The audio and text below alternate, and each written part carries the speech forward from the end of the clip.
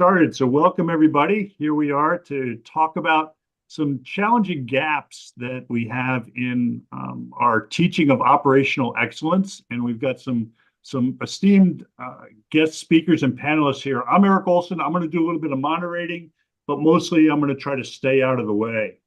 So let me go ahead and bring up a little slide presentation here so we can let's go back to the beginning. So we're going to be talking about bridging the gaps in university graduates' readiness for work in operational excellence. This is our sort of annual College of Operational Excellence POMS webinar. We try to do this every year, get everybody excited and warmed up for a good year of discussions and interactions as research and teaching colleagues. So what I want to do is first introduce our esteemed panelists, but actually I'm going to let them do the work. We've got Sanjay Hiria, Charles Fine, and Whitney Montoya here with us. I'm curious about who they are and why they're here. So I'm going to stop sharing at this point and first turn to Sanjay. Sanjay, who are you and why are you here? Hi, good morning, everyone, and thanks, Eric, for inviting us to this excellent panel here. I'm Sanjay Ahire. I am a professor of operations and supply chain management at Darla Moore School of Business at the University of South Carolina. I'm also the co-director of our Operations and Supply Chain Center, and I lead our Sunoco USC Lean Six Sigma Green Belt initiative. I have been in the business of teaching for the last 30 plus years, and I have led the design and implementation of two programs in operations management, one at the University of Dayton, and then I co-led and implemented and have been a player in sustaining the operations and supply chain program at the University of South Carolina. I'm here because I'm always interested in learning from other experts in the field, and also I would like to share some of the best practices that we have stumbled upon, and that's a tongue-in-cheek, at the University of South Carolina as we have implemented this process excellence initiative in our operation and supply chain program. Well, maybe Sanjay, we can make intentional stumbling a thing, in our field. So thank you for introducing yourself, Charles. And I know you as Charlie, I guess, but go for it. Charlie's good. Hi, good morning, everyone, and good afternoon to those in Europe, if they're there. My name is Charlie Fine. I'm a professor in the Operations Management Group at the MIT Sloan School of Management. And in my 42nd year, I think, on the faculty here. And about 35 years ago, MIT started a program called Leaders for Manufacturing, which is now called Leaders for Global Operations. And it's a program designed to take graduate level students, MBA students, and graduate students in engineering and prepare them for leadership careers in operations. And I've been involved in that program for a long time and very, very interested in how we help these kinds of students who have aspirations to be leaders in operations to build their skill set, build their capabilities to be effective leaders in operations. So that's part of why I'm here is to share some of what I've learned and also some of what I don't know. And then about 8 years ago, I took a leave from MIT to serve as the dean of a startup business school that MIT helped set up in Asia called the Asia School of Business. And I tried to pattern our curriculum partly after our curriculum I just described in the Leaders for Global Operations program. So our whole business school curriculum was built around experiential learning and having a significant operational component. And I wanted to also, I'm here to share some of that and also learn more about what I might have done having just stepped down from that position a year ago. So I'm looking forward to the panel. Thank you, Eric, for setting this up, and thank you to the rest of the panelists for being involved. Looking forward to it. Yeah, Charlie, thank you for that. And remembering always that we're all still learners in this field. So, Whitney, tell us a little about yourself and why you're here. Absolutely. Well, hello, everyone, and thank you for joining us, and thank you for having me. My name is Whitney Montagna, and I'm a senior lecturer in the Fisher College of Business at Ohio State University. As a part of the Operations and Business Analytics Department, I teach process improvement, lean transformation, and core operations, both at the undergraduate level and at the graduate level through our Masters of Operational Excellence program, which you'll hear me call MBOE. So, try not to throw out too many acronyms here. Um, this is really important to me. So I'm also really excited to share what we've done and to learn from others, because I think, lean is always a learning journey. But this is especially, I think I'm really passionate about this, not just as a teacher, but I'm fairly new to the academic world. I've been teaching for 2 to 3 years at the collegiate level. But before that, I spent 20 plus years in business, setting up lean deployments, trying to make this stuff work in business, and for some really large corporations and for some really small companies. And so I've felt the gap, not only just for folks coming out of college, but when we're not preparing our students well and putting them out into the world with some of these skills, that carries on not just in their first job, but well into their career.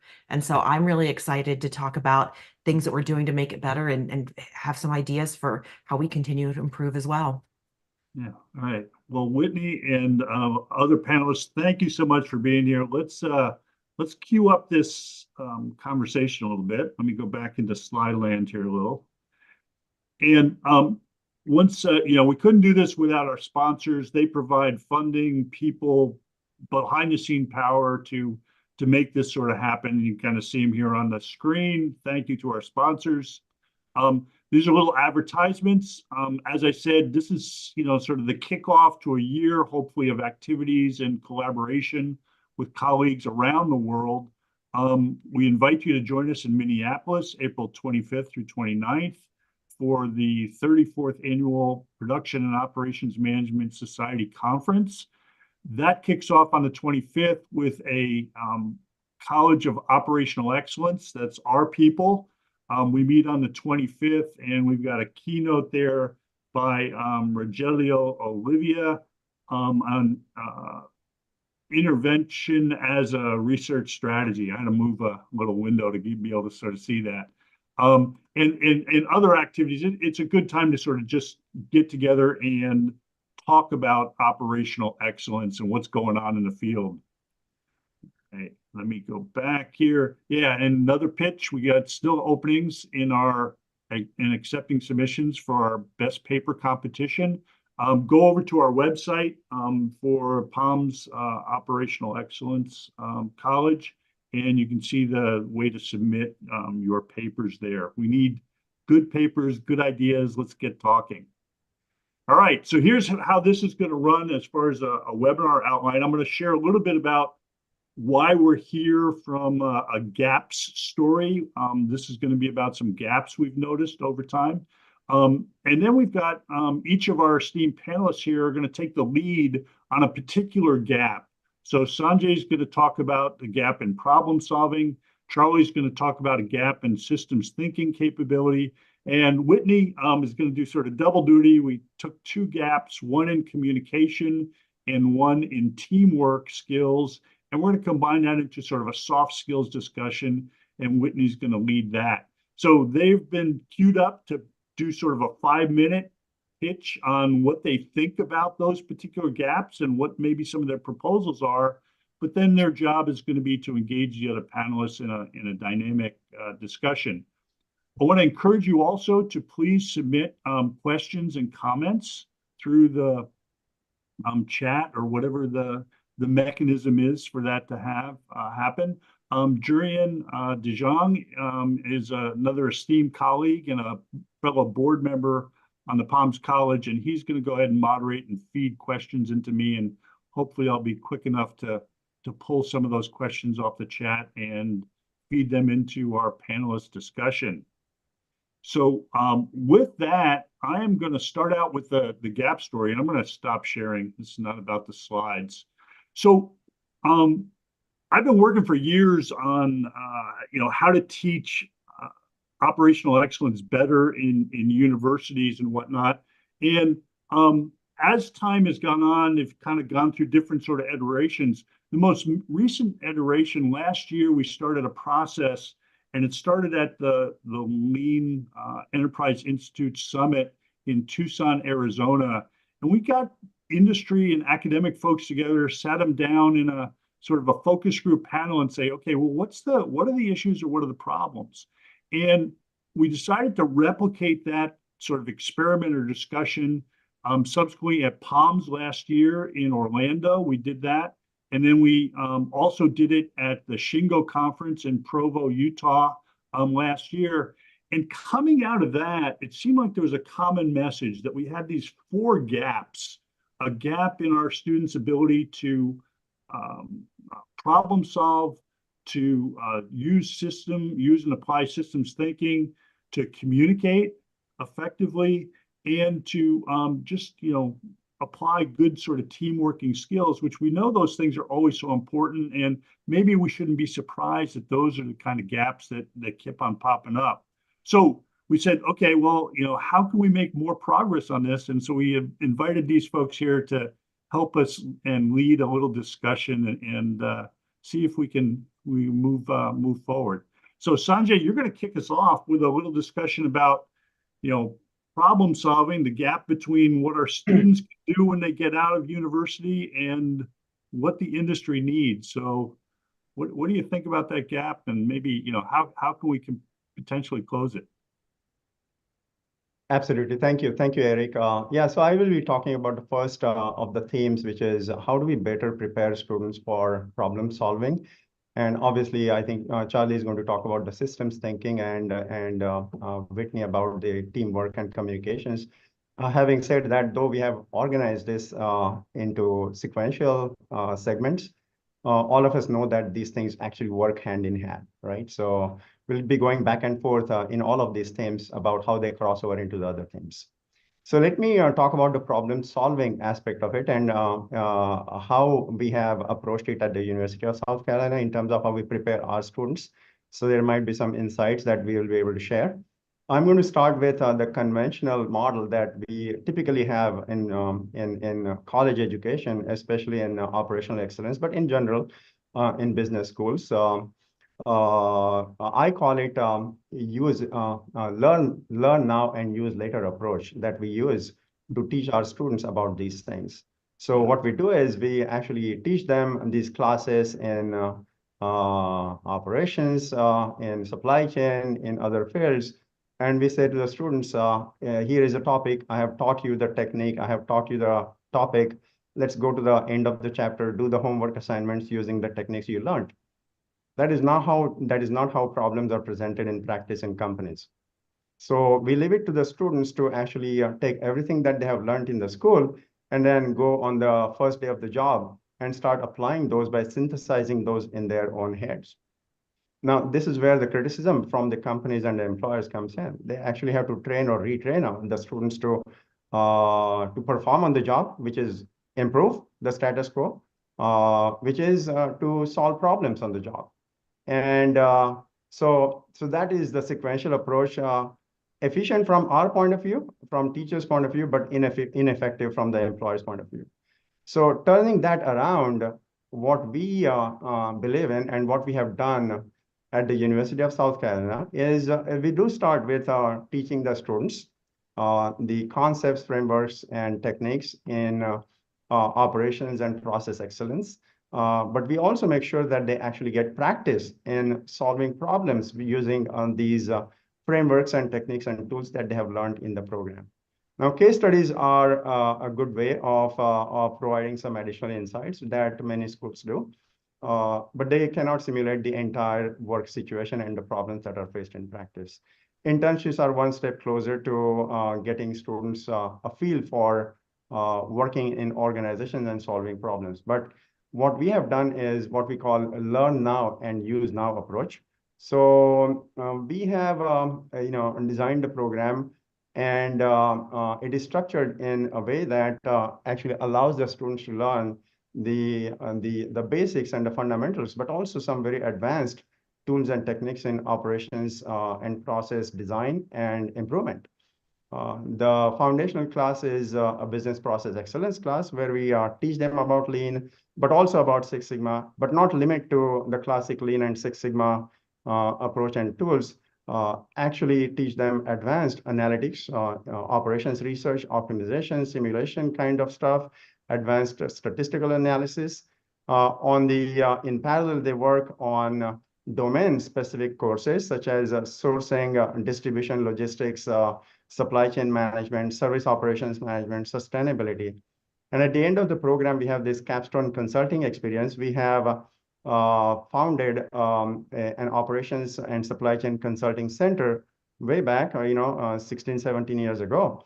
And we have teamed up with some of the biggest organizations who have partnered with us on this capstone consulting initiative. And we have worked with some big names like BMW, Delta Airlines, Siemens, Johnson & Johnson, UPS, Walmart, Boeing, the list goes on. But also with hospitals, at least 3 different hospital systems in the Carolinas, and nonprofits like food banks and the United Way. So what happens is this capstone consulting project comes at the end of the program, and it is a competitive experience, and the students get in, and they're teamed up in teams of 4 or 5, along with a faculty expert and the company's client team. And in the course of 3 months, we actually take a problem that the company is facing, and the students understand what the problem is, and then they investigate the problem, do the root cause analysis, using all of the tools and techniques that they have learned in a selective manner. Not just do that and come up with recommendations for Kaizens or process improvements, but pilot many of them and create an implementation plan for the rest of them and a sustain plan for the rest of them. So the approach that we have followed is the classic Lean Six Sigma DMAIC approach: define, measure, analyze, improve, control. You can use that one, or you can use Lean A3 or PDSA.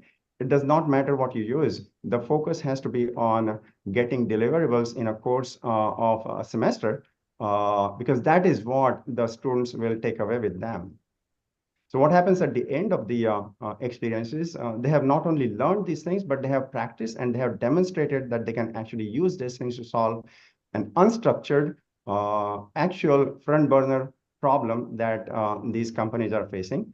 And that brings a lot of benefits to them. They get premium jobs in Fortune 100 companies on the East Coast, West Coast, everything in between. And, all the high-tech firms, all the big consulting firms, major manufacturing and service employers, and these include players like Amazon, 3M, BMW, Boeing, Bosch, Delta Airlines, all the automotive companies, including Tesla, but also aerospace, Collins Aerospace, and SpaceX, and the list goes on.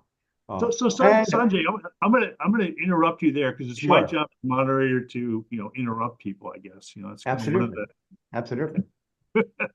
No, go ahead.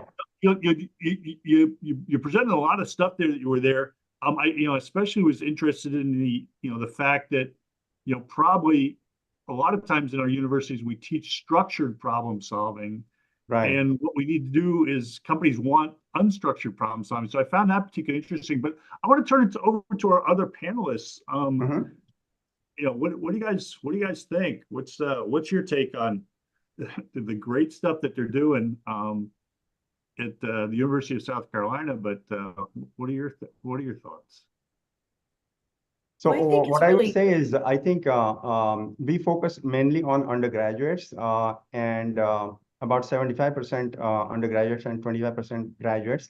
So I think Charlie and Whitney have different stakeholders at their universities that they cater to, right? So would be interested in the similarities and differences. Yeah. So I think it's interesting, and I love the phrasing, sort of taking it from learning and practicing, not learning and doing later. And I think that's very much the approach at Ohio State, both at the undergraduate and the graduate level that we try to do. And it looks a little different. So, I'll talk maybe about undergraduates first. One of the things that I think is really amazing about our operations specialization, when our operations majors at the undergraduate level, when we look at their required courses, 2 of them are focused on improvement. So they have a Six Sigma class where they get to learn green belt level statistics. So they get a lot of the analytics, a lot of the tools of DMAIC. And then we have a course which I teach along with a couple of colleagues that's called Managing Process Improvement. And it focuses much heavily on lean and lean management systems, but they really pair very well together. And a key component of both of those classes, as they take the Greenbelt class, our undergraduates are able to go on as an elective and work a Greenbelt project and come out of the program Greenbelt certified. And those are projects they work in groups that are sourced from a lot of local companies, and they go in and spend the semester with coaching, working through those projects. Kind of unique, I think, for the Managing Process Improvement class. We also have an A3 project that they're required to work through the semester, but we form them in groups and we ask them to find their own projects. So many of them are working projects. They all generally work projects where they're working today. So we've had, in this last semester, we had some folks working at Marriott. We had folks working at a restaurant on supply issues. So really some very, very interesting bakeries, a couple of folks who work in bakeries working on increasing throughput in bakeries. So they get to work on it, not only using the concepts, but in environments that they actually know, which I think makes the learning very, very powerful for them. And we very much talk about the fact that you can't just bring to bear what you've learned in this class. This should be everything that you've learned. So our teams that are doing supply chain, they need to bring what did they learn in productions and operations management and take what they've learned throughout Fisher and apply it to these projects along with the Lean and Six Sigma tools and analytics. On the master's side, on the MBOE side, it looks a little different in that part of the entrance to the program is they're required to come with a capstone project in their organization, and we vet that for them. And meet with the sponsor, meet with them to make sure that it's going to fit what they're learning. But they take the first 5 months of the program and they execute everything they're learning in the program, and they bring that back and solve a very, typically for this level, very strategic problem within their organization. So very much that same model of we teach you and then you go out and do that, as well as in our master's program. We also have the opportunity for them to work a community-based project with Mid-Ohio Food Collective, which is a partner of ours. So they also get to practice real time. We go 4 times on site with them, and they get to practice what they're learning to benefit the community as well. So that's a little bit about what we're doing at Ohio State. Well, thanks. Charlie, I'm going to let you sort of jump in. But it looks like we're sort of unpacking our programs and sort of this is sort of a good view of what it is we're sort of doing. I guess I would sort of also challenge you guys. Is it as simple as we just need to give our students experience, right? Or sort of throw them into deep water? Or is that and then they learn problem solving? Da-da. Charlie, what do you guys do at MIT? Well, so I think, so there are a couple of points I'd like to make. First, I think preceding problem solving is problem finding and problem definition. Mm-hmm. And there's a well-known saying, a problem well-defined is a problem half solved. Mm-hmm. And so the benefit of throwing students in the deep end, if you will, and learning how to swim is that the problems typically are not well defined for them. If you give a student a written case study that says decision maker X sits in his office or her office and ponders their problem, and then they tell you what the decision maker's problem is, and then the point of the case discussion is to talk about that problem. But if you put someone into a quote real environment, the problems are many typically. And the problem definition challenge for the student of what's something that's important and useful that I can actually make some progress on in the time that I have and with the resources that I have is a really important skill. So I think there's this benefit of the real world problems, which we do as well as at MIT, of forcing the students in some sense to wrestle with the problem finding as well as the problem solving. The other point I'd like to make is that I think there's a lot of value to iterating between the classroom and the field. That is, you learn, I mean, think about medical education. They may spend their mornings in the classroom, the afternoon in the hospital, and then the next morning in the classroom, and the next afternoon in the hospital, whatever it might be.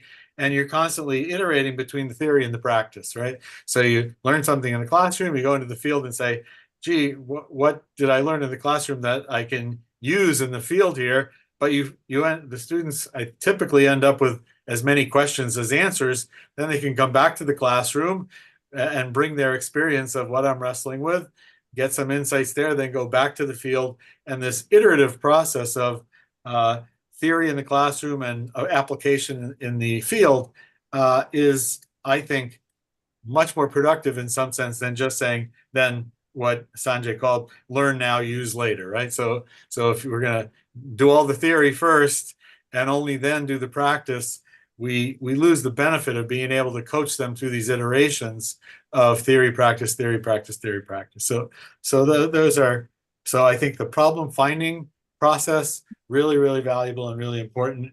And the iteration between theory and practice, also incredibly valuable for helping students grow their ability to apply the tools that we're teaching them to solving the problems that matter in the organizations that they get posted into. I love Charlie what you said. Sorry, go ahead. No, you go ahead. Sorry, go ahead. Sorry. All right. So, yeah, I was going to say that, this idea of finding and defining, I think that's good. I was just sort of wondering what, Sanjay, what they were doing at your university as far as like that sort of mechanism, because I also heard, Whitney sort of talking about, the idea of bringing your own, and it's like an ownership. So you find it, you own it more. Is that, one of the mechanisms that's going on here, Sanjay? Yeah. In our program, through our center, we work with the partner organizations, and we, ask them before the semester, give us 2 or 3 top ideas that you would like us to investigate. That's as far as it goes. There's a charter, but it's a very, very broadly defined kind of a problem. And we put the teams together, and we tell them the first 2 weeks are about actually defining what the problem is, right? And so there's a lot of brainstorming with the client managers in conjunction with the faculty mentors. And I'll give you 2 examples. I love what Charlie said. You cannot solve a problem unless you know what the problem is, correct? There was a project, that I had done back in GE, and it was given to us by the inventory manager. And the goal of the project was to reduce the inventory on the trucks, the appliance services trucks. And so through Socratic questioning, we asked the students, if the goal of the inventory manager is to reduce the inventory on the trucks, why not carry nothing on the trucks, right? Through that questioning, we actually came up with a goal that it's really not about reducing the inventory, but providing the best service at the most cost-effective manner, right? And then we actually said the divisional manager should not be the champion. It should be the inventory manager should not be the champion. The divisional manager should be the champion, right? The other example is Sunoco Products Company. They said, Mars actually wanted them to build a consignment warehouse in New Jersey. The question was, should the consignment warehouse carry 0 inventory? So why do you jump to the conclusion that you need a consignment warehouse? So we backed up and we actually said, well, let's actually find out ways to optimize the logistics from the plants of Sunoco to the plant of Mars to actually do the same thing, but without having a consignment warehouse. So that's the kind of questioning that you have to do and help the students do in order to even understand what the problem is that they are trying to solve. And then there's a lot of creativity that needs to, that they need to bring into this entire process of how do you go from what the problem is to what the solutions are, right? And then that one of the major things is data. I mean, in cases or in homework problems, you're actually given the data. But even to know what data is relevant is a question that you need to ask to solve the problems. And that's a big part of what the students do in terms of identify what the questions are, what is the data that is relevant to collection, and then through at least 3 or 4 different ways, collecting the data, whether it is the primary Gembas, or it is the SMEs that you collect the data from, or it is selective use of secondary data. But data does not come first. The problem and its definition comes first. Good point. Other comments? Yeah, I To think, maybe you know, sort of wrap things up too, because we're going to move on to our next gap here a little bit. So yeah. So I would just say, you know, what maybe one thing, I mean, I think, yeah, it's a really powerful discussion on, are we solving the right problem? And that takes a long time. That really does take a long time. And, you know, getting people to focus less on tools and what are the questions you're trying to answer. And once you know the question, then that helps lead you to the data and the tool. I think the other thing that I would just say, you know, to answer your question, I'm not sure we answered your question. I do really think that the best way to learn these skills is by doing, actually getting out and working on these projects. But one of the other things that we do that I think is pretty unique or very helpful is, you know, as we solve problem, we're faculty, right? And when people talk to your project sometimes as faculty, like you're grading them, there's a little dynamic there. And so actually bringing in coaches, industry coaches to help these folks and help them also to make the translation from what did you learn in class to now you're out, you're trying to execute on these things and helping them with coaching as well. And those are typically people that are not on the academic side, they're from industry. And I think that brings us to a whole nother level of you know, learning to the students. I want to make one quick comment on coaching. I know we have to move on, but we've also had the experience of each student team has a faculty advisor, a business coach, and a host sponsor. And sometimes the students complain, they're each telling me something different. Yeah. The faculty advisor wants me to do this, the coach Yep. wants me to do this, and the business the host wants me to do this. Mm. And I tell them, you own this project. You have to listen to the points of view of all these different constituents, and then you have to come up with the reason why you're going forward in the way that you're doing. And you have to make sense out of the fact that you've got different opinions from different constituents, but you own the project. You own the bottom line. You figure it out and make sense out of these different opinions. And I think that's also a very valuable learning process for the students to go through. right. And I hopefully think the that's last gonna, point, sorry, go ahead. Yeah, I think a related last point that I would like to make is, yeah, like Whitney was saying or Charlie was saying, what we have done is we have actually we have built a really solid team of faculty mentors who not only know how to teach but how to do. And these folks actually have industry consulting experiences, combined probably more than 100 years of actual industry experiences and consulting experiences. So they bring to the table the perspective that a typical faculty member, tenured faculty member, won't be able to do. I think I am the only tenured faculty member in our team, but I have been doing this thing for the last 25 years. So I have that broader perspective as well. So you're right, Whitney. I think they need to have the industry base in terms of the faculty mentors' expertise for us to be able to translate what they're learning to what they should be doing in practice. yeah. And I think, you know, one of the things I've sort of come to realize as I've sort of looked at this idea of looking at things as a gap, there's two sides to the gap, right? There's the university side and then there's the industry side. If we get faculty that have good perspectives on both sides, you know, that could be part of the solution for us. But we're gonna switch gaps now and kind of look at, you know, Charlie, why aren't our students that were graduating better system thinkers, or what kind of solutions do you have for that? Right. Okay. So let me start with being a little controversial and say there's no such thing as an operations problem. There are only business problems, and that the way we lay out our curricula oftentimes is, well, you have a marketing course that teaches you how to deal with marketing problems, and you have a finance course that teaches you how to do finance problems, and you have an operations course that teaches you how to address operations problems. But again, once you get onto the real world, they don't fall out like that. That all problems are business problems, and there's a marketing aspect to the operations problem, if you will, and a finance aspect to the operations problem.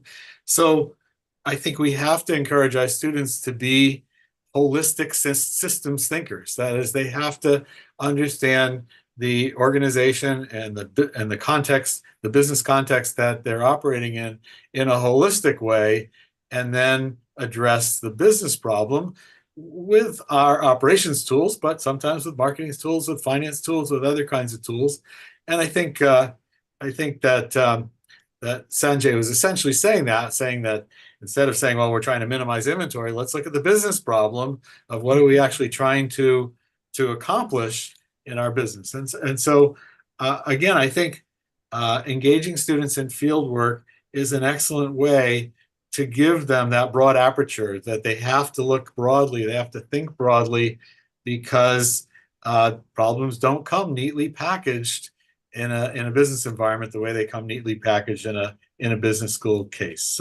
So I think we want our students to learn to see the big picture, to make sense out of the big picture, to expose them to the big picture and help them see that.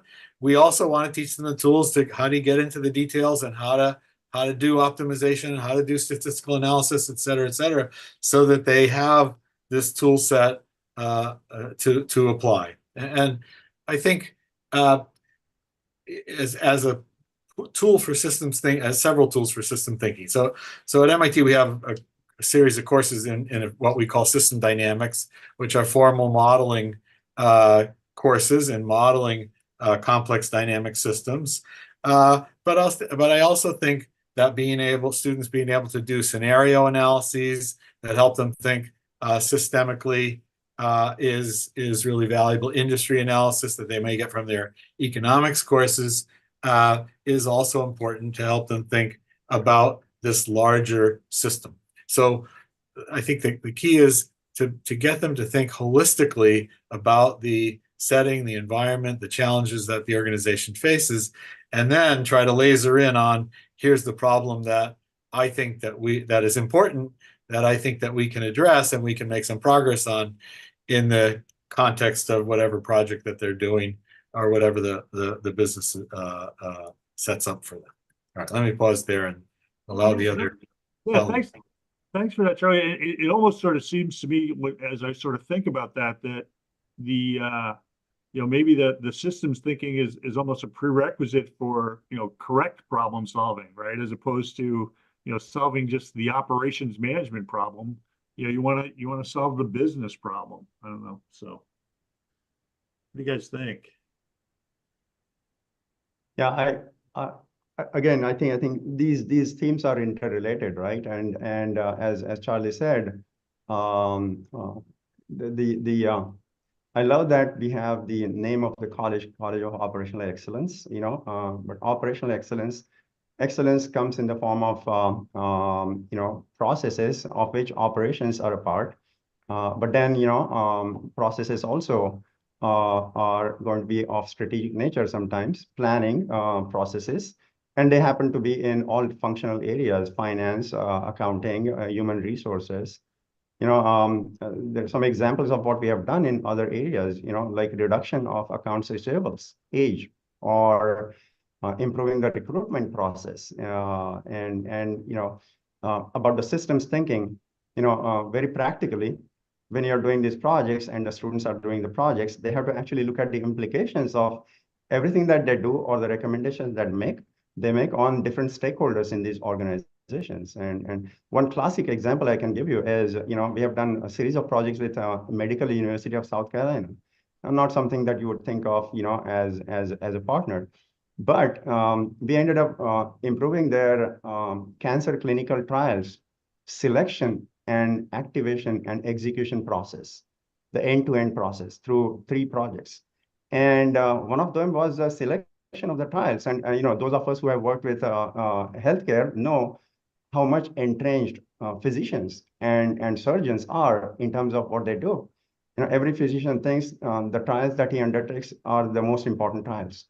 And so then you have sounds a little like professors to me, Sanjay. What's that? Sounds like you're describing professors, Yes, and siloed, right? But as administrators, you have to actually make sure that the resources that you have are put to the best use. And so the students had to struggle through those dynamics. And what we ended up doing was not just take the inputs from the physicians, but also counter those inputs with epidemiological, forecasting, based on statistics, and then actually having benchmarking with other cancer centers in the country. So when you have this systems view that you bring to bear on solving these problems, at the end of it, the physicians at the cancer center had to face those facts. And then that's the best way to change the mindset, correct? And so these projects are not just toy problems, and none of these dynamics would be apparent or would be available for the students to learn from through the conventional learn now and use later approach. Yeah, and I would say, one of the things that we emphasize pretty heavily, because I agree, when you look at even how businesses are structured, right? They're very siloed. So we teach things in a very siloed way, and then we go out into business and things very much set in their silos. And so we focus very much on, in our lean programming and our improvement programming, thinking about value stream views, and not just the value stream map. I mean, that's a tool that we use, but how do you think about from an end-to-end value stream view, and how do you start to pull in and understand what's happening, all the things that have to happen from beginning to end.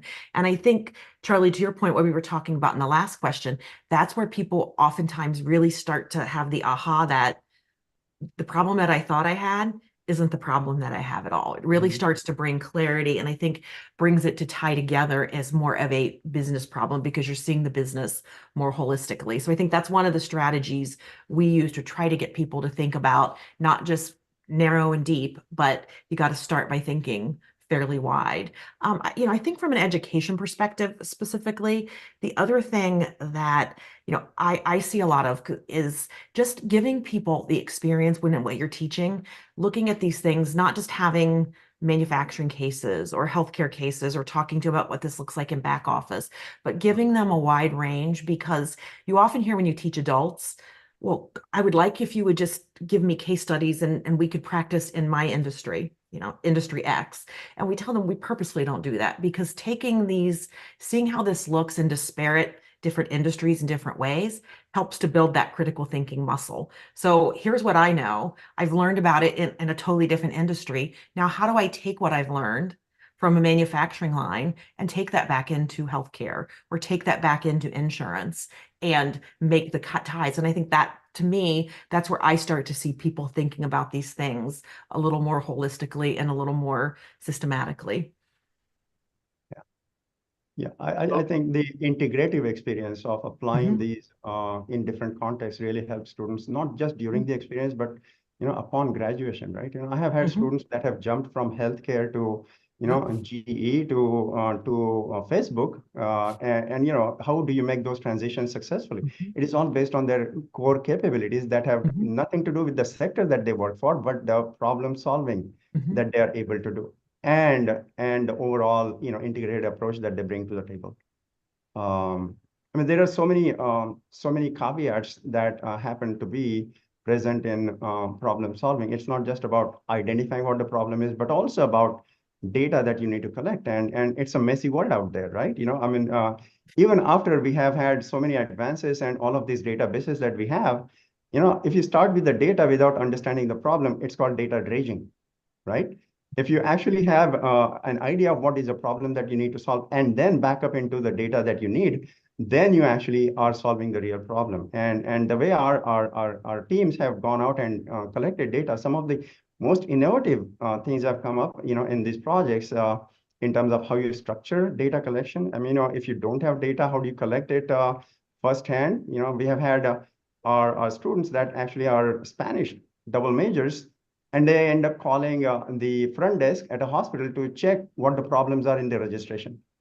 And if you're a Spanish-speaking person, how are you received at the reception as against an English-speaking person? Now, those are the kinds of things that we usually don't teach in business schools, right? But those are the kinds of things that actually are involved in even understanding what the challenges in the processes are. When we talk about improving the assembly line process for Boeing 787, my team actually has gone there during the second and third shift at least 5-6 times over the course of the last 1 month to actually be a part of the assembly process. Now, those are the kind of things that you don't learn in a classroom, correct? And that is what is actually helping them to understand the problems from inside out. I'd like to expand on one thing that Sanjay said, which when he talked about students having to change industries and being ready to change industries. And I like to use the term cognitive readiness, that systems thinking helps students with cognitive readiness. What's cognitive readiness? Sort of ready for anything. Ready for the next pandemic, ready for the next tornado, ready for the next industry you get into, ready for the next problem. How do we prepare our students to be cognitively flexible and cognitively ready to take on whatever problem comes? Because you can't typically predict what's the next problem that's going to come and what's the next challenge that's going to come. And so being able to have a systems view and a holistic view of the world around you in some sense, in a broad sense, and being able to think about scenarios in that complex system helps you be cognitively ready for whatever comes down the pike next. And so helping students think broadly, think systemically, and be ready for whatever the next problem is or the next challenge is, because they're gonna, in their jobs, they're gonna see problems that they haven't seen in school. It's not like, oh, I learned this already, now I just need to apply it. It's, oh, here's a problem I've never seen before. Am I cognitively ready to take that one on as well? And I think we want to give them that breadth of experience so that they're breadth of exposure, so they're cognitively ready for as much as possible. Yeah. Thanks for this. Yeah, and I think, you know, as the university is trying to be a little self-critical, we probably do a lot of, you know, getting our students ready to fight the last war, right? Because we've sort of, they've seen these sorts of problems and, you know, they're ready to solve those. But what about, you know, the world? I think systems thinking and getting them cognitively ready, you know, is probably a good antidote for that, or a way to close the gap. Let's see.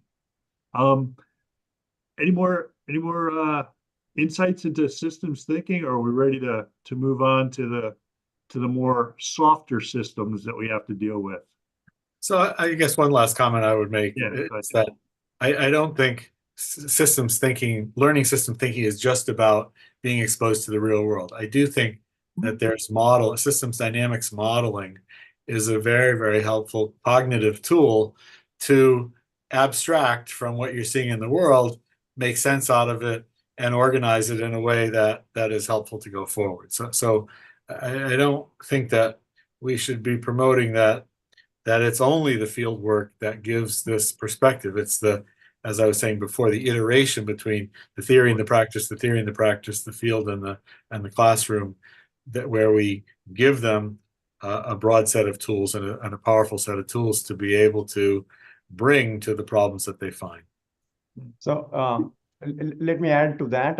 You know, I want to put in a word for operations research and advanced analytics, if you will, because you know, beyond a certain level, some problems do require a real integrated analysis, and we've used optimization modeling in many of these projects, and you know, whether it is the global staffing optimization for PwC, PricewaterhouseCoopers, by the way, actually has been a partner of our center.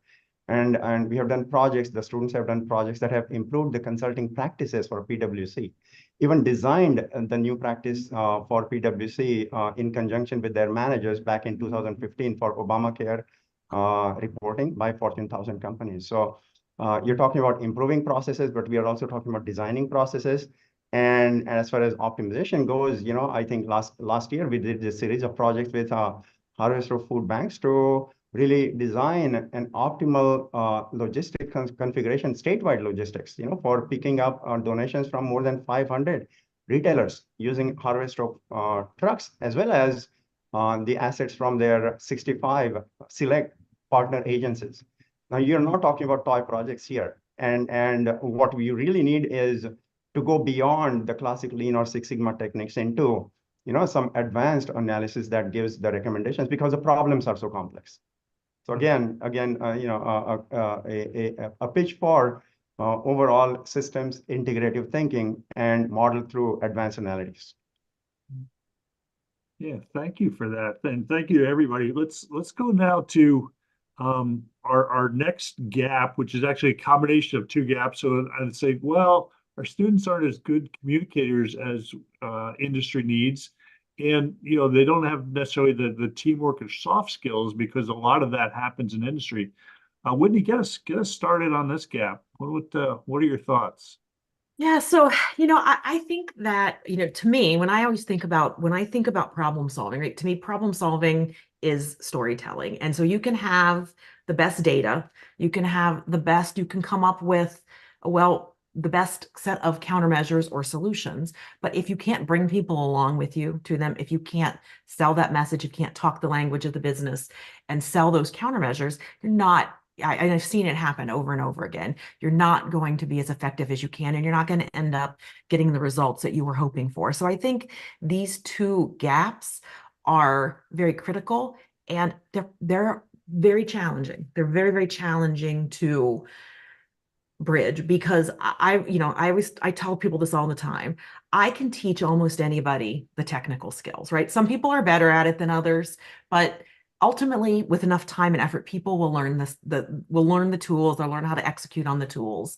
Building these soft skills, helping people know how to work effectively as a team, helping people to know how to tailor your message across who you're speaking to, your audience, what the level is. That is just much, much more challenging thing to do. So I'll start maybe with teamwork, and I'm going to talk specifically about undergrads here because I think it's interesting. So when I started teaching at Ohio State, and the first year we sort of did this, and we asked people to reflect on their projects, kept coming up. Well, we're used to doing projects the Fisher way. And the Fisher way of doing projects is probably the way that the MIT way and the Cal Poly way, which is someone gives us a project and we break it up into individual parts, and we go off and everyone independently does their own thing. And then one person's job is to bring it all together and turn it in. And so that's effective, maybe effective for getting a good grade, which is their goal, but that's not how projects work, right? When you go out and you start to work in businesses, that's not how projects work. And so thinking about in our classes, and we've talked a lot about the projects that we do, right? They're just structured in a way. And I think you have to structure them in a way that requires them to have deliverables, to go to Gemba together, to talk about and learn about a process. And I think it helps. They're going into a business they know nothing about. And so they're forced to come together as a group to spend time at that business, understand what's happening, talk to those folks. And they're just not projects. And the reflection we always get at the end of the semester was how good this was because we couldn't do this project the Fisher way. And so I think that experience, part of it lends itself. I think also how we structure our classes have a big impact on how helping to build teamwork. When I think about the classes that I teach, I never have a class that's a fully a lecture class. I mean, there's lecture involved, of course, but we do case studies. We do a A3 that they work through the semester, even if it's discussion questions, but they're all designed to get them together as a group, have to work together to analyze a problem or to put together something, and then ultimately report that out to the class. So I think using the classroom session to help them work together and collaborate, sending them out to do that project. And then from a broader university, I would love to see all students be required to take a teamwork and a communications class and a speech class. Because I do think if we pivot to second part of that gap, I've been somewhat appalled sometimes, and I get students at the undergraduate level when they're seniors, many of them graduating seniors. In our MBOE program, these are a lot of people that are mainly middle or upper level management people, and just their communication skills and their presentation skills are very poor sometimes in being able to tell a clear, quick, concise message. And so I think some of the things, again, to get the conversation started, some strategies that we've employed at Ohio State are multiple methods of reporting out in your project. So making sure that you're telling the story to your classmates. We always require peer feedback. So you get experience. How do you give people experience getting feedback and making changes to that, but giving feedback to others in a positive and constructive way? So those are just a few of the things that we've done. We might have them do video presentations, lots of different media methods, trying to get them comfortable in who's your audience and what's the message that you need to send to them. And now let's practice and give you feedback on how to do that. And I will say, over the course of the semester, I generally do see a great step change in their ability to communicate their message and be more effective in how they're solving problems and how they're talking about how they're solving problems. So that's my little, I went 20 seconds over, my little 5-minute tee up of hopefully to get our thoughts going on, you know, how we build those soft skills. So Yeah. I'd like to, go ahead, Eric, if you want to No, comment. no, I was just going to pass over to you. First, I'd like to just introduce some vocabulary that we use the term smart skills and sharp skills instead of soft skills and hard skills. We just think smart and sharp is better than soft and hard. And I want to share 2 smart skills that I think are really valuable. One I want to call humility, and the other one I want to call listening. And I've seen a number of situations where students go into a project and they lack humility. They feel like, oh, I'm tooled up with all the latest technology and I'm smart. And look at all the stupid things that this company's doing. And I'm going to straighten them out. And that doesn't go over very well with hosts. That if you come in arrogant, you're going to get shut down really quickly and you're not going to get cooperation. And so part of humility is listen before you speak. So listening is a really important sharp skill. That is the ability to keep your mouth closed, to listen, to try to understand where this company is coming from, where this set of people are coming from. Why do they see the problem the way they see it? Why have they addressed it the way they've addressed it? What's their understanding of the problem? And really listen to their side of the story, if you will, and their perspectives and their mental models with humility. That is, you're as a student coming into a company and a project, they don't have the same perspective. They haven't fought the same dragons that these people have fought. They haven't had the same traumas, if you will, and there's a lot to be learned from what they've done. So I think listening and humility are really important smart skills for our students to learn and master, not only for their projects but for their jobs and their lives. Super important in my view. It's a great point. We focus a lot in our curriculum, both in the MBOE program and at undergraduate, on the idea of humble inquiry. So Charles Shine's books on humble inquiry and how do you go and how do you ask questions with the intent to learn and humble inquiry. So I think that's a great point, because that listening skill and truly not just telling people but listening and taking that in is a huge smart skill. And I like that. I'm going to start using that language. I love it. So at USC, actually, we call it core skills and professional skills. So the students are actually supposed to not just accomplish the deliverables, but they are supposed to accomplish the deliverables using a good process that exhibits professionalism. So, in fact, in our grading, we actually have components for the outcomes and the validity of the outcomes, but also the process quality. I mean, we are talking about processes here, right? It's not just the quality of the outcomes, but the quality of the process that actually has to be evaluated. So the students actually are expected to perform or conduct these projects professionally. That includes, how do you communicate with the clients? How do you communicate between your teammates? How do you communicate with the faculty mentor? And so we have, in fact, we provide support. We have more than a 75-page how-to manual that we have built, homegrown manual. We actually showed it to PwC. They said, "This is great. Can we borrow it?" So that includes everything from, because these folks are actually doing, especially the undergraduates are doing these projects the first time. They're going out into these companies or hospitals or other organizations. They need to know how to portray and how to come across everything from dress code to how you address in the meetings to how do you take minutes. There are weekly sessions. So we split the work into weekly cadence, where you actually go out and do your observations, collect data, you do your own work in teams, and then you also meet with the faculty mentor to debrief. And then we go back and present it every week to the client team. So it actually keeps the project moving. We have literally modeled this along consulting companies. Along the way, we provide support to them in terms of not just supporting technical training if there are some new software packages that they have to learn, but also how to work in teams. So we have done some teamwork workshops, right? So what happens in our schools, for example, in management classes, they learn how to work in teams, but here they actually learn how to work in teams by working in teams. So that's the difference in the experience, if you will. And as far as the communication is concerned, lots of different opportunities for communication. They work with the middle level managers, but also top level managers, but also janitors on these projects or operators on the machines. And then when they are ready to present these, they actually come up with these recommendations by co-owning those recommendations along with the client's team or the process participants. It's not like a consulting where you actually throw over the wall the recommendations.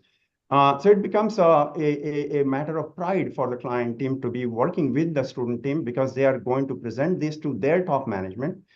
I mean, last semester, we did this project with streamlining the flow of critical operating room supplies into operating rooms for McLeod Health. When we presented it to the VPs of process improvement of operating rooms and so on. And then it actually got elevated. The team actually presented it to all the CEOs of all the hospitals in the system.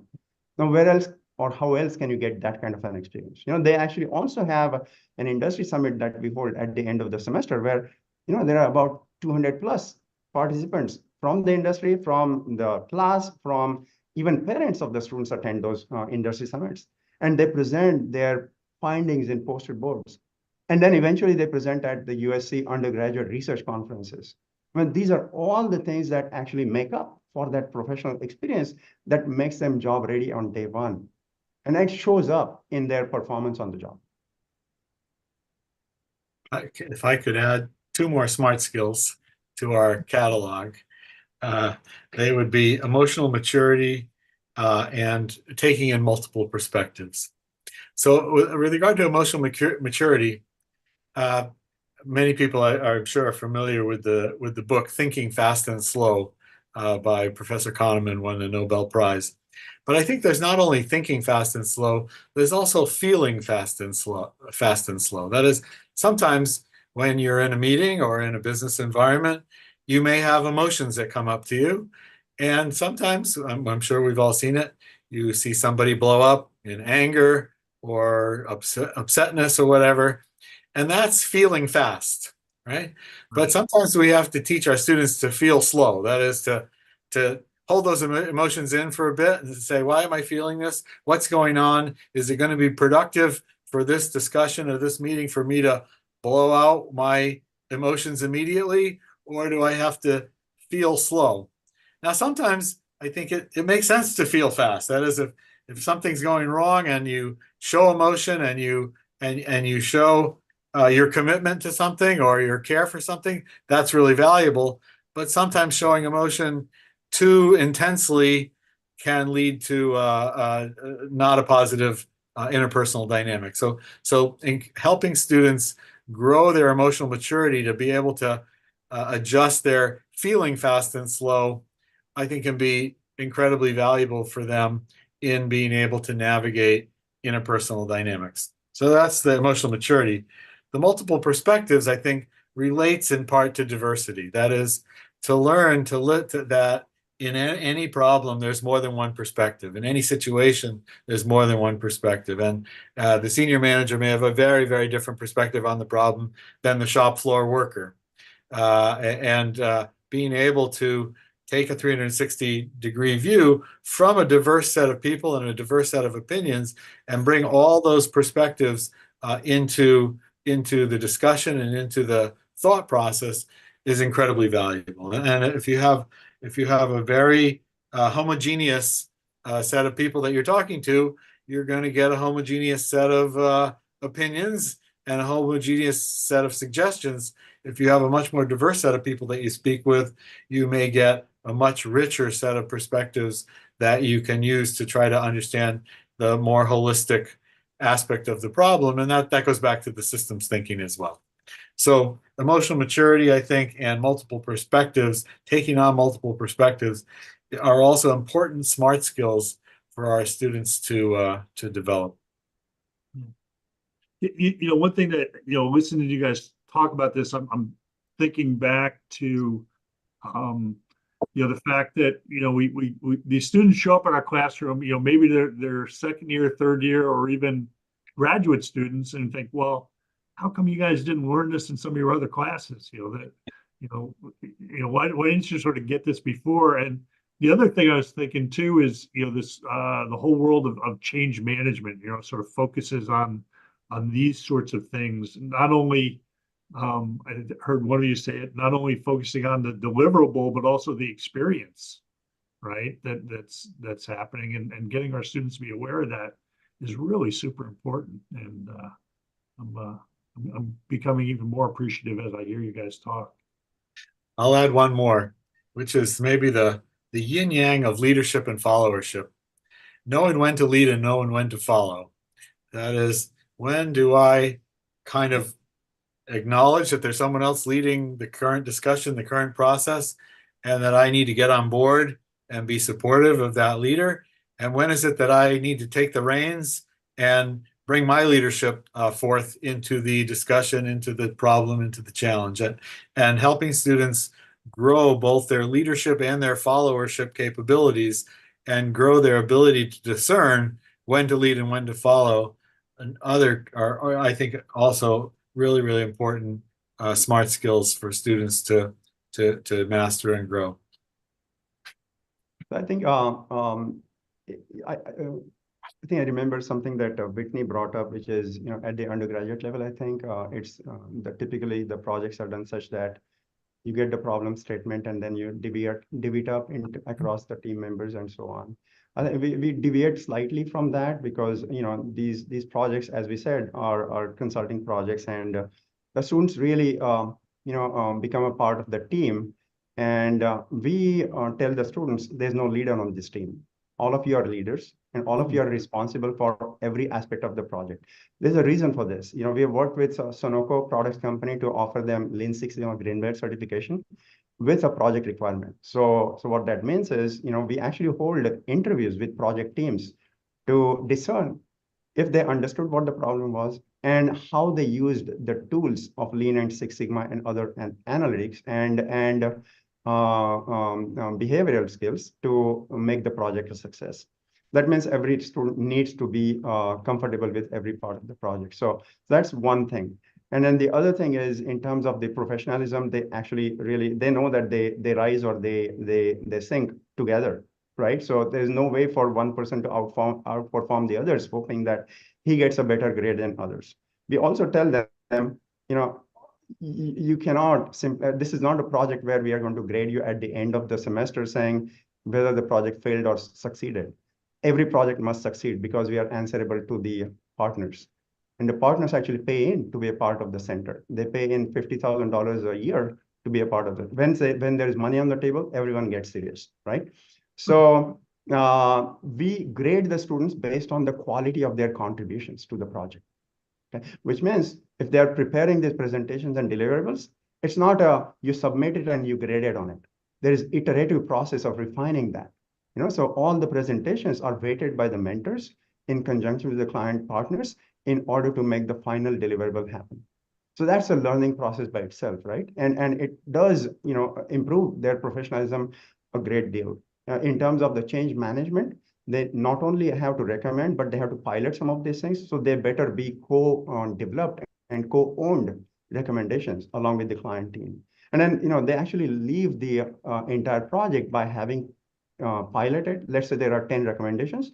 They will pilot 4 or 5 of them, but they will prepare the detailed implementation plan for the rest, and then a sustained plan for the project. You know, we follow the DMAIC approach, and that's where it actually helps the students to say, we have a closure on the project, and we have, you know, developed a roadmap for the company to take it and run with it.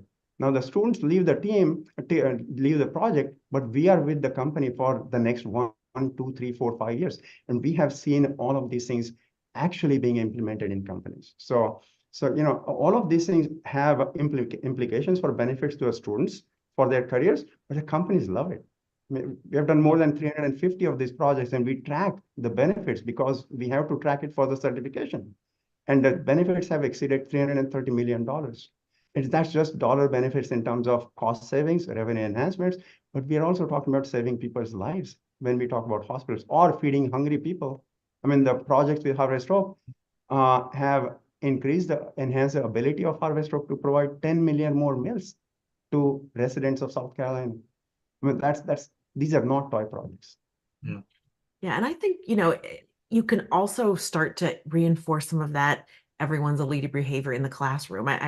I'm assuming this is a common occurrence, but when you start to do class exercises, it doesn't take you more than about 2 weeks to see that each team has one person who always talks, always bringing it together. And so being purposeful. So, once you start to see who that person is, that, starting to be purposeful to say, okay, for this exercise, this person's going to lead, right? So making sure, forcing them to spread the wealth around from taking leadership of the team, even in just the class exercises, and who's reporting out, who's doing that, because left to their own devices, a lot of times, right, you get 1 or 2 people that get good experience doing that, and the others sort of set back. So I think being purposeful and paying attention to who are the natural leaders, and let's bring those other folks along, and kind of get them practice as well, is one of the things I think specifically the classroom that I've, tried really, as I've grown in my teaching, tried to really make sure that I'm paying attention to.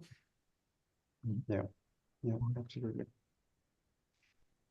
So we're we've kind of worked through 3 discussions on the 4 gaps, and thank you for sharing your knowledge on this. I guess, as I've sort of come to look at these gaps and things, I it's thinking about them as, industry wants this and our students are here, right? And so how do we sort of close a gap? But it also sort of begs the question to me is, does industry know what they need or what they want? Because we're all sort of racing to, do all these great things and all your programs, and it kind of there's a little bit of unhumbleness maybe in assuming that we sort of know what it is we're trying to do as a product goes. But what do you guys think about the industry side of the gap? Are they like on top of what they need? Are they making it up as they go along? What's your sort of perception on how attuned the industry side is? Well, I have a take. Sorry, go ahead, Charlie. Oh, no, please, Sanjay, it's fine. Well, I have a take on it. I think industry drives a lot of the work that we do in academics. So they will try out new things, and then we come at the back end and say, does this work? But there's another way to do it. If you have done this enough from the academic side and interacting with the industry, you could actually tell the industry or help the industry understand what the approaches should be or could be that would benefit them more, right? On some of these projects, for example, that we have done, we have changed the definition of what the project should be. And that's a part of the teaching that you actually conduct, to the industry. Sometimes, many of these projects have been about not just adding capacity to the client partners' firms or their functions, but many times adding capability, and we have as many projects that we have done where the industry has come back and said, well, we had not done it that way. I mean, that includes PwC, by the way. Okay, so that's a two-way street in terms of how we could be helpful to each other, right?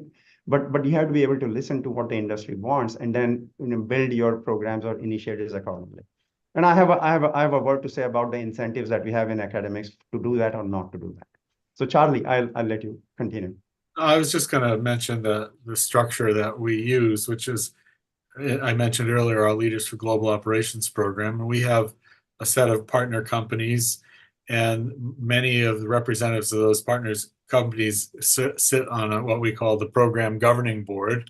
And that Program Governing Board meets several times a year and gives feedback to the faculty leaders of the program on what's working, what's not working.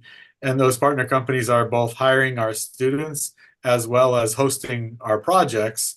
And so they get a close view on what our students are learning, what they're able to do in their projects, what they're able to do when they get hired into the companies, and they give us feedback about what seems to be working, what's not working, what skills they want, etc. So we do have a way to close that loop. Now, do the companies really know what they need? That's an open question in some cases. I mean, we have companies that we've worked with very long and very hard, but still show up in the news sometimes as not being as successful as we might hope with regard to their operations and other kinds of issues. And so obviously what the universities can contribute in terms of human capital and knowledge is not everything that these organizations need. And we have to, I think, accept that we want to be part of the solution, but we're never going to be the whole solution. Right. Right. Yeah. Can I say yeah. Well, I Sorry. was just gonna say, I love the fact that, we're working on, I guess making better students, and by making better students, hopefully we're going to get some improvement to society and some of the bigger problems that, the world is facing, right? So big systems problems, big problems, and, certainly getting people to talk and work together is a real challenge for everybody. I'm gonna ask us to stop here and thank you guys once again for a really good discussion. I'm getting the hook from our folks over in Europe. They're saying it's after 5 p.m. and we're probably, they need to get to their Friday night activities, whatever those might be. But it's really great to be here talking with you guys. Let me just share a last screen here, and here we go. So yeah, so the last little bullet there is a way. Is there a way forward? I want to say thank you to everybody, especially our organizers, our POMS college officers, and college advisors. You can kind of see some of their names there.